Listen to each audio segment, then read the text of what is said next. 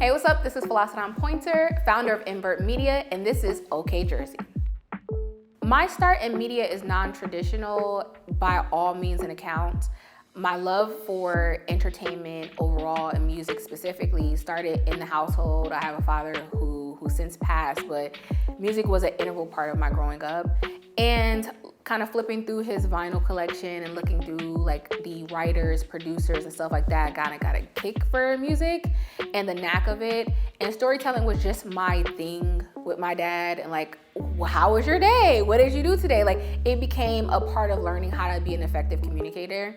So eventually when I hit high school, I found a student program at my high school, my alma mater, Newark Tech, here in Newark, New Jersey. And it was a Bridgeway program with Seton Hall University's radio student station, WSOU, and they wanted to formally teach high school students how to operate the soundboard and how to write out script and copy for on-air conversations. And it was about spotlighting, community engagement events and who was really doing things in the community that they needed to shine a light on. So every Saturday I would go up to WSOU and work with Quest Community Vibrations, which was the program name, and the director was Richard Bay. So that was my formal start. I also contributed for a small stint at my high school paper. I did not like it, but I found really my love for media and being a reporter on the radio. The emotion isn't there for me, at least when I started at the student paper. I couldn't really convey how I felt about a subject through the written word. It took time for me to craft that, but with radio, I could be very expressive. Like, even though I wasn't seen, my voice carried, and you can hear the inflections in the way I was delivering something. You could hear a laugh, a chuckle, or you could hear when I had like an attitude about something, or you could hear frustrations. I think it gave me much more space to be emotive in my storytelling. I did 1 year as a freshman at an HBCU, which was Virginia State University in Petersburg, Virginia.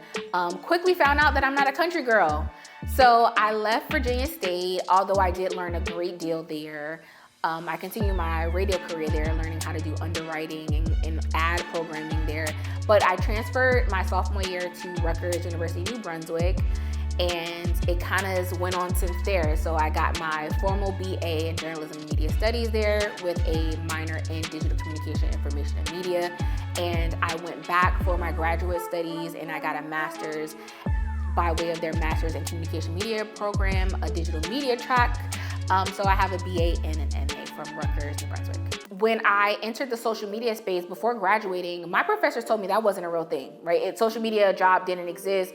It didn't make sense as a journalist to go into that field. So the industry was already behind as far as like academia is concerned and how journalists play a huge part in the music scene, right? Especially like sales and promotions. My professors were telling me, hey, social media is just a fad. There's not gonna be a full-time viable career here. These are for where bloggers exist. This is like no man's land. Journalists needs to focus on traditional media like print and broadcast. And I just saw so much more potential and so much more welcome for journalism inside of the entertainment space of breaking away from like that inverted pyramid, and you have to not be biased and you have to tell it from a detached viewpoint, and being immersed in the arts and being passionate about the arts. It allowed me to talk as a fan, but as a professional too. For quite a long time in my career as a founder of Invert, my priority was focusing on independent artists, localized art, and localized events. And I never thought that I would ever reach a national platform because of all of the things I got from J School, right? You're not gonna do this, you're not gonna fit here.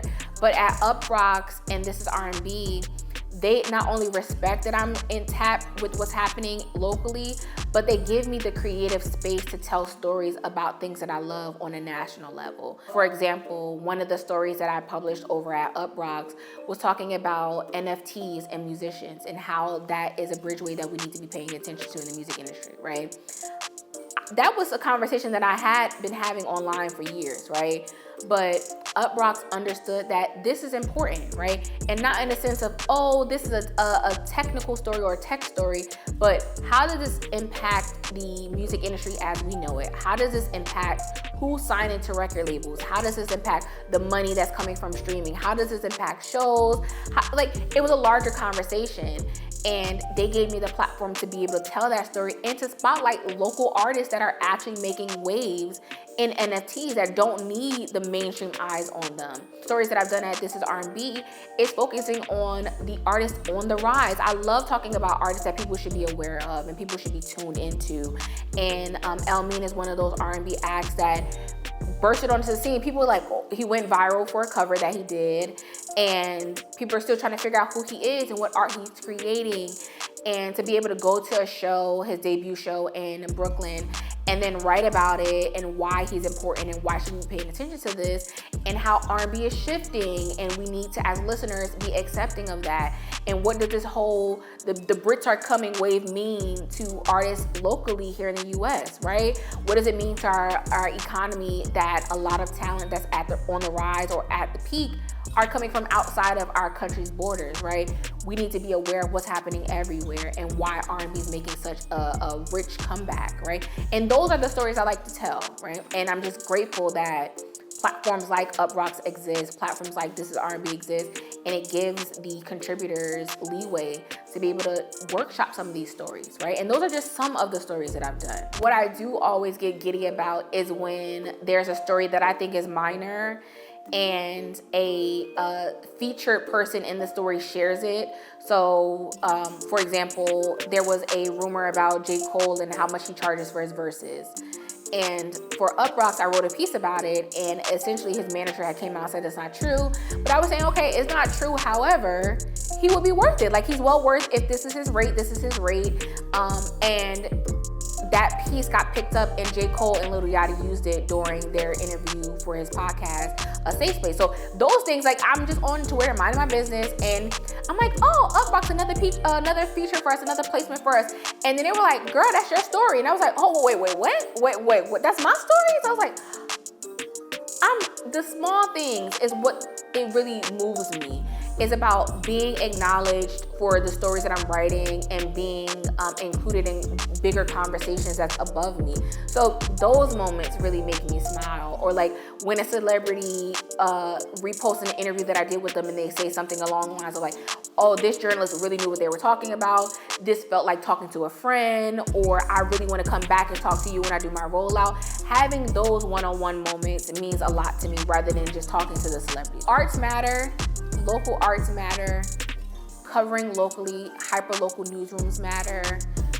Respecting and supporting local outlets matter. So if you are thinking about learning about what's happening in your city, there's always, most times, an arts council in those townships or at the county level at the least.